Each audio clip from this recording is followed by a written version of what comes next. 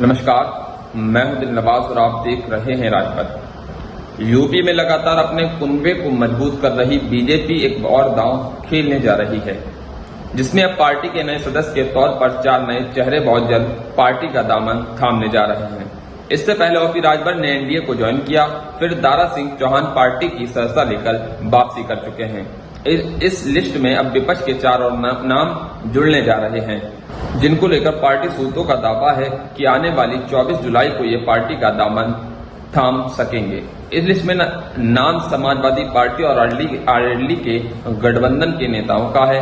सूत्रों के मुताबिक साहब सिंह सैनी, सुषमा पटेल, राजपाल सैनी और जगदीश सोनकर बहुत जल्द बीजेपी का दामन थाम सकते हैं।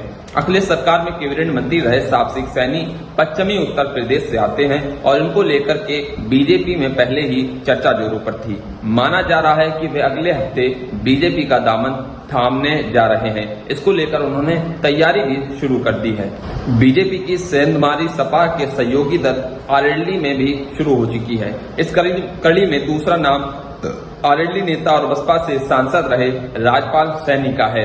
सैनी 2022 में आरएलडी के सिंबल पर खटौनी विधानसभा से चुनाव लड़ चुके हैं। हालांकि उन्हें हार का सामना करना पड़ा था। दोनों ही नेता पिछली बिरादरी से आते हैं।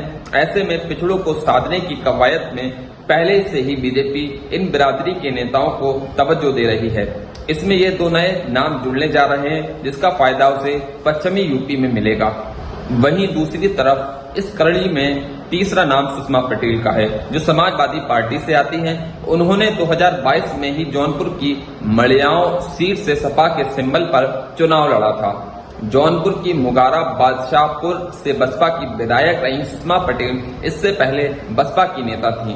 उन्होंने 2022 में हुए राज्यसभा चुनाव में बसपा की बगावत के बाद समाजवादी पार्टी का दामन थामा था।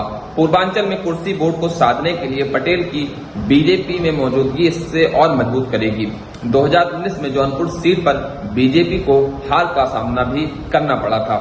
पिछड़ों के बाद बीजेपी की अगली कोशिश दलित बिरादरी में भी पैठ बनाने की है।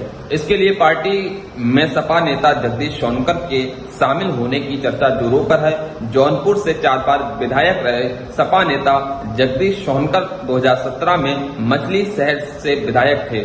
वहीं 2022 के चुनाव में भी सोनकर को टिकट तो मिला, लेकिन ऐन मौके पर उनका टिकट काट के रागिनी सोनकर को दे दिया गया।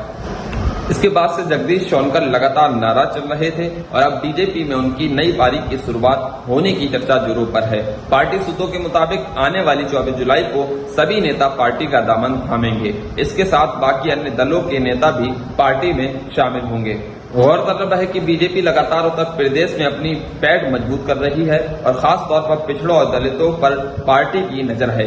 इन सीटों पर पार्टी पिछले चुनाव में कम मार्जिन से हारी थी, वहां पर सबसे ज्यादा फोकस किया जा रहा है। खास तौर पर उत्तर प्रदेश के आगामी लोकसभा चुनाव के मद्देनजर जातिगण समीकरणों को साधते हुए भी दूसरे दलों के कद्दावर नेताओं को लगातार पार्टी से जोड़ा जा रहा है। वहीं दूसरी तरफ लखनऊ में शनिवार को बीजेपी की संगठन महामंत्री बीएल संतोष के लखनऊ दौरे के दौरान उत्तर प्रदेश के अध्यक्ष भूपेंद्र चौधरी ने भी कहा कि आने वाले समय में पार्टी विचारधारा के साथ जो लोग जुड़ना चाहते हैं वे पार्टी में दिखाई देंगे। जहां तक ज्वाइनिंग की बात है तो इसका फैसला केंद्र नेतृत्व करता है, लेकिन प्रदेश के सभी नेताओं का पार्टी में स्वागत है, जो योगी और मोदी के काम करने के तरीके के साथ बीजेपी की किताब विचारधारा के जुड़ना चाहते हैं।